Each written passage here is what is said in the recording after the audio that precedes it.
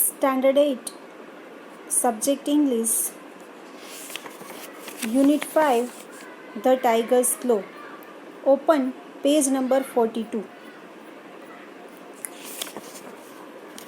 The Tiger's Claw, 42 page.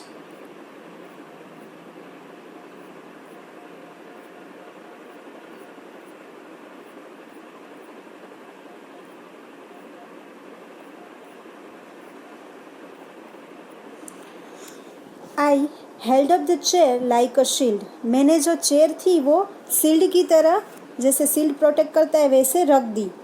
And flourished it. Flourished यानी कि shake, यानी कि उसको हिलाई थोड़ी दो बहुत. And the tiger hesitated and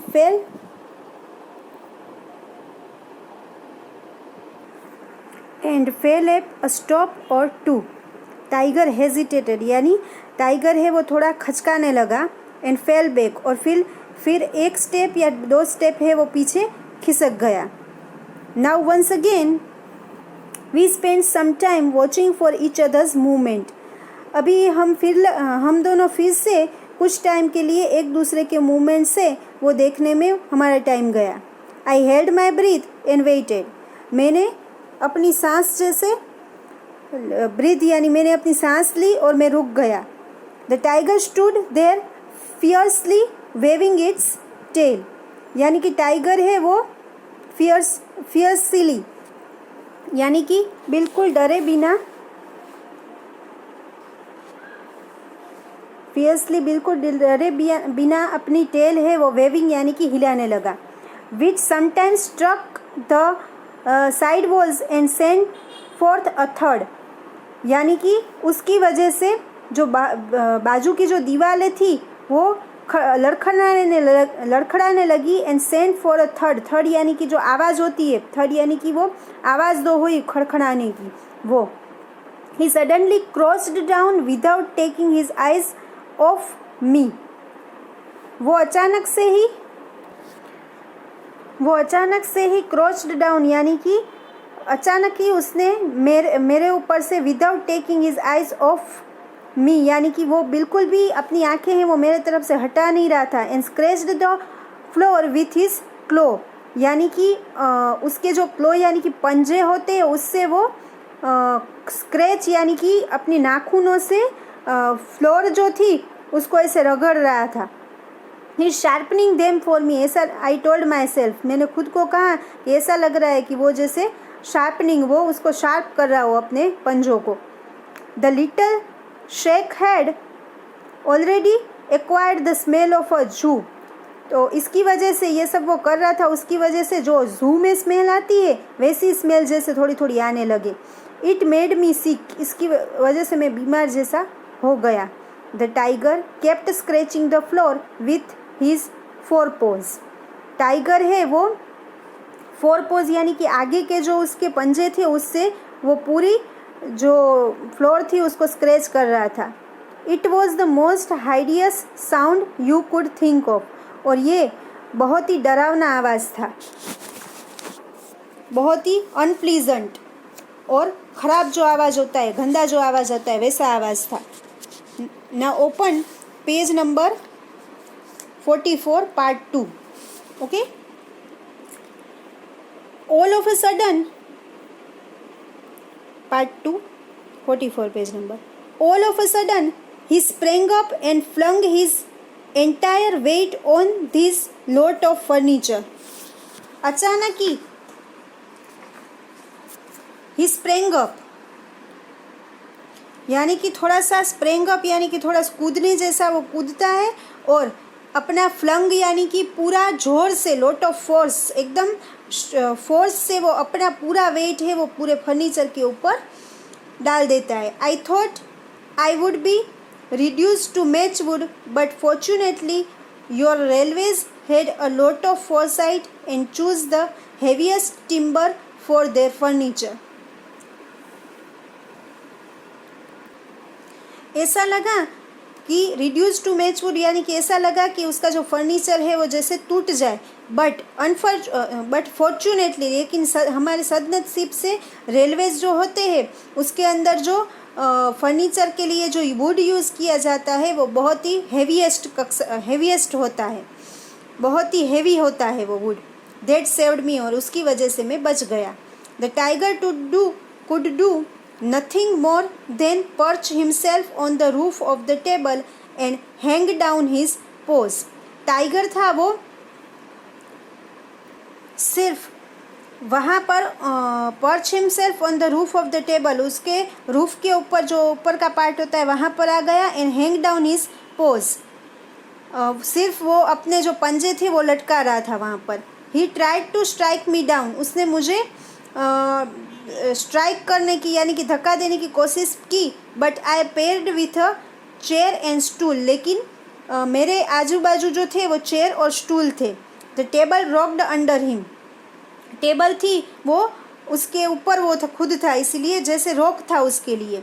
I felt smothered, I could feel his breath on me, उसकी पूरी जो ब्रीथ थी वो मुझे मैं जैसे फील कर रहा था। Page number 45। He said completely covering the top, वो पूरा जो टॉप का हिस्सा था उसको कवर करके जैसे बैठा था। And went on shooting his pose in my direction, और उसके जो पंजे थे वो मेरी दिशा के ऊपर जैसे शूट किए हुए थे। He would have scooped portions out of me for his use, but fortunately I sat right in the corner, a hair's breadth out of his reach on any side. Scooped out यानी कि वो मेरे scooped portions और out of me यानी कि मेरे body का कोई भी पार्ट का वो जैसे स्कूप कर सकता था। हम कहते हैं ना कि आइसक्रीम का स्कूप किया मैंने, वैसे वो जैसे मेरे बॉडी के पार्ट्स का वो स्कूप कर सकता था।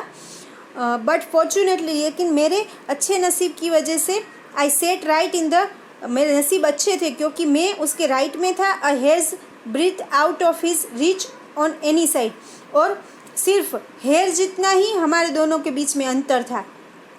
He made vicious sounds and wrangled over my head, वो बहुत ही हिंसक आवाज़ें निकाल रहा था, वो बहुत ही हिंसक आवाज़ें निकाल रहा था। रिंगल्ड ओवर माई हेड, और मेरे सर के ऊपर की साइड में वो जैसे रिंगल्ड यानी कि मुड़ा हुआ था उसकी बॉडी का part. He could have knocked the chair to one side and dragged me out if he had come down, but somehow the side of the chair seemed to worry him for a time. वो chair को knock down करके मुझे खींच सकता था, लेकिन किसी वजह से बीच में वो चेयर आ रही थी जिसकी वजह से वो थोड़ी देर के लिए जैसे चिंता में था। He preferred to be out of its reach, वो उस जगह पे पहुंचने के लिए पहुंचना तो चाहता था। This battle went on for a while, I can not से हाउ लॉन्ग, ये जैसे युद्ध जैसा माहौल है वो बहुत टाइम तक चला, मैं नहीं बता सकता कि कितने टाइम चला। Time had come to a dead stop in my world, मेरे तो ज़िंदगी में जैसे टाइम है वो स्टॉप ही हो गया था। He jump down and walked about the table looking for a gap, वो उछला और walked about the table, table के पास वॉक करके आया। लुकिंग फॉर अ गैप, उस बीच में गैप था। I rattled the chair couple of times, मैंने चेयर को है वो रेटल यानी कि आवाज़ की बहुत सारी बार। But very soon it lost all its terror for him, लेकिन उसके अंदर कोई खौफ नहीं था। He patted the chair and found that it inoffensive, उसने भी चेयर को पेट किया, लेकिन इनऑफेंसिव यानी वो बिल्कुल भी हार्मलेस था, बिल्कुल हार्मलेस था। And found that it unoffensive यानी कि वो हार्मलेस था। At this discovery he tried to hurl it aside, ये बात का उसको पता चला तो वो he tried to hurl it aside, उसकी वजह से उसने कुछ चीज़ें यानी कि कोई चीज़ है वो with a lot of force, एकदम फोर्स से, हर्ल यानी फोर्स से कुछ चीज़ें, कोई चीज़ हो उसको थ्रो करना। But I was too quick for him, लेकिन मैं बहुत ही जल्दी था। I swiftly drew it towards me and was wedged it tight in to the arc of the table.